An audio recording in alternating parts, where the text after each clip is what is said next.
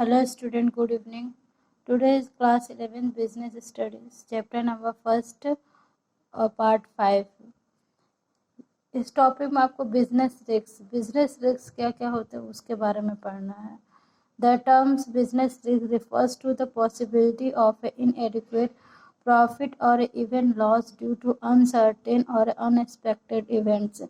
Business में कभी कभी क्या होता है कि अनएक्सपेक्टेड लॉस आपके और अनएक्सपेक्टेड आपके प्रॉफिट आ जाते हैं, जिसकी वजह से कभी कभी बिजनेस को रिस्क का सामना करना पड़ता है.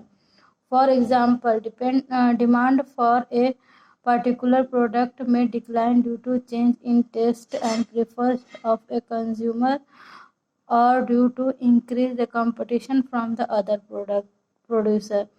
अब इसमें क्या होता है, कभी कभी आपके जो कस्टमर हैं उनके जो टेस्ट होते हैं वो कभी कभी क्या हो जाता है कि चेंज हो जाता है. वो किसी प्रोडक्ट को ज़्यादा लाइक करने लगते हैं, किसी प्रोडक्ट को वो एकदम मतलब नेगलेक्ट कर देते हैं, तो जिसकी वजह से आपका कंपटीशन ऑफ प्रोडक्ट के लिए मार्केट में होने लगता है.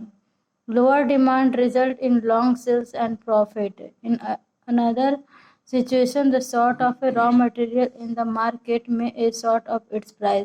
कभी कभी जब कोई मटेरियल होता है वो मार्केट में अवेलेबल नहीं होता है, शॉर्टेज हो जाता है, तो उसके जो प्राइस है वो भी शॉर्ट हो जाते हैं, कम हो जाते हैं. The firm using this raw material will have to pay more for a buying them. अब उसमें क्या करते हैं कि जो फर्म है वो मटेरियल को खरीदने के लिए वो ज़्यादा पे करने के लिए भी तैयार रहते हैं. As a result cost of production में इंक्रीज. आपका कॉस्ट ऑफ प्रोडक्शन क्या होती है, इंक्रीज, विच इन टर्न में रिड्यूस प्रॉफिट, और प्रॉफिट आपके क्या हो जाते हैं कि कम हो जाते हैं. ओवरऑल व्यू ये है कि आपके जो बिजनेस है कभी कभी कोई चीज़ें अनसर्टेन हो जाती है, या कस्टमर का टेस्ट चेंज हो जाता है, या प्रोडक्शन में कोई प्रोडक्ट ज़्यादा कस्टमर लाइक करने लगते हैं, या उस प्रोडक्ट में कुछ गड़बड़ी आ जाती है, उस प्रोडक्ट को कस्टमर ना यूज़ करके दूसरे प्रोडक्ट को यूज़ कर रहे हैं. तो ये सारे रिस्क होते हैं, बिजनेस को बियर करना पड़ता है. फर्स्ट पॉइंट है nature of business risk rise due to uncertain.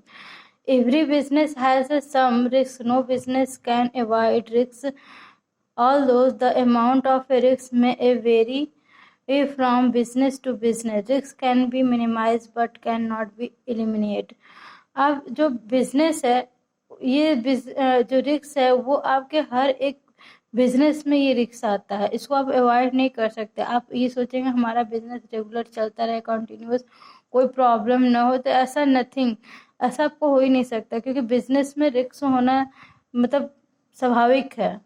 तो अगर risk can be minimise but can not be eliminate, आप रिस्क को कम कर सकते हैं लेकिन एकदम हटा नहीं सकते, मिटा नहीं सकते हैं उसको.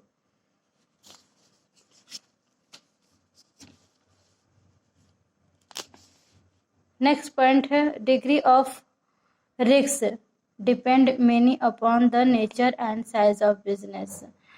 Nature of business, type of goods and service produced and sold, and the size of a business, volume of a production and sales are the main factor which determine the amount of a risk in a business. जो आपका business है उसके nature पे भी depend करता है. Type of goods and service produce and sales, आप कैसे तरीके का गुड्स प्रोड्यूस कर रहे हैं, सर्विस प्रोवाइड कर रहे हैं, इस पे भी डिपेंड करता है आपका. क्योंकि जो आपका प्रोडक्शन है और सेल्स है, अगर आप छोटा बिजनेस है तो कम सेल्स करेंगे, प्रोडक्शन करेंगे.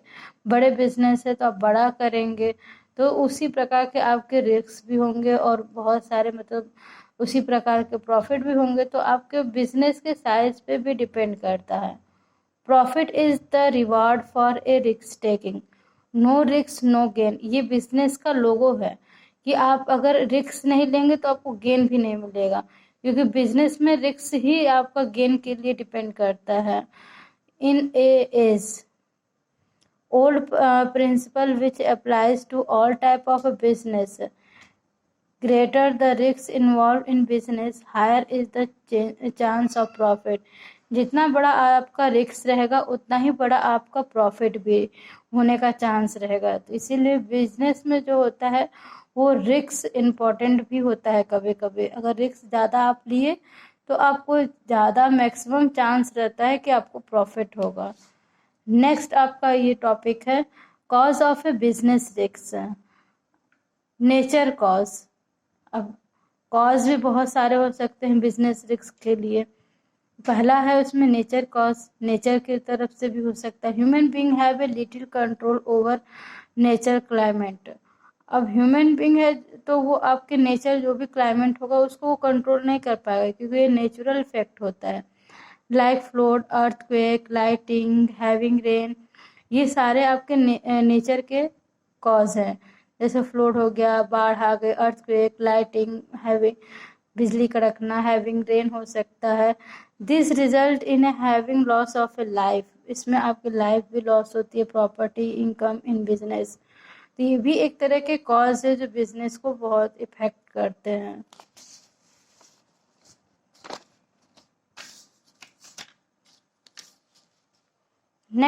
नेक्स्ट पॉइंट है आपका human cause. Human cause include a such unexpected events like a dishonesty, carelessness of, negligence of employ, stoppage of work due to power failure, strike, riots, management efficiency। ये आपके human cause है, क्योंकि कभी कभी क्या होता है कि आप जिस पे मतलब ऑनेस्टली आप उस पर विश्वास रखते हैं, ये हमारा बिजनेस का कोई भी पेपर लीक लेकर, तो वो डिसऑनेस्टी में आ सकते हैं कि वो नहीं, ऐसा नहीं कर सकता है। आप अपने बिजनेस पे ध्यान नहीं दिए, आप एम्प्लॉय को नेगलेक्ट कर रहे हैं, या ये जो आपके एम्प्लॉय हैं वो स्ट्राइक भी कर सकते हैं, वर्क फेल्योर मतलब पावर फेल्योर भी हो सकता है। मतलब बहुत सारी प्रॉब्लम है जो ह्यूमन कॉज के अकॉर्डिंग भी हो सकता है। जब स्ट्राइक पे लेबर चले जाते हैं तो आपका काम जो प्रोडक्शन होता है वो बहुत कम हो जाता है, तो ये भी बिजनेस पे इफेक्ट डालता है। इकोनॉमिक कॉज, इकोनॉमिक कॉज में this include uncertain relating to demand for goods, competition on price, collection of dues from customer. ये सब इकोनॉमिक प्रॉब्लम है कि आपके जो गुड्स हैं, जो uncertainties relating to demand for goods, पता चला कि आप गुड्स कुछ और बना रहे हैं और डिमांड कुछ और गुड्स की है, तो ये भी इकोनॉमिक कॉज पड़ता है। कंपटीशन भी आपको इकोनॉमिक में ज़्यादा इफेक्ट करता है। प्राइस भी, किसी वही प्रोडक्ट है उसका प्राइस कम है, आपने प्रोडक्ट बनाया आपका प्राइस ज़्यादा हो गई, तो प्राइस भी इफेक्ट करता है। Collection of dues from customer, पता चला कि कस्टमर आपसे ले गया प्रोडक्ट और कहा कि कुछ दिन के बाद पैसे दे देंगे, तो पता चला नहीं दिया, तो आपको उसका भी कलेक्शन करना पड़ेगा। चेंज ऑफ टेक्नोलॉजी, टेक्नोलॉजी भी आजकल बहुत चेंज आ रही है, क्योंकि कब टेक्नोलॉजी कैसी आ जाएगी कोई नहीं जानता, क्योंकि टेक्नोलॉजी आजकल अपग्रेड होती जाती है, नई नई टेक्नोलॉजी आती है। मेथड ऑफ प्रोडक्शन, प्रोडक्शन करने का मेथड भी अलग अलग तरीके का होता है। कोई इंडस्ट्रीज उस प्रोडक्शन का मेथड बहुत अच्छे तरीके से करती है, पैकेजिंग अट्रैक्टिव करती है। ये सारे आपके आपके इकोनॉमिक कॉज में आता है। अदर कॉज में this are a unforeseen event like a political disturbance, mechanical failure such as a fluctuation in exchange rate, boosting of a blow, etc. when it lead to the possibility of a business risk।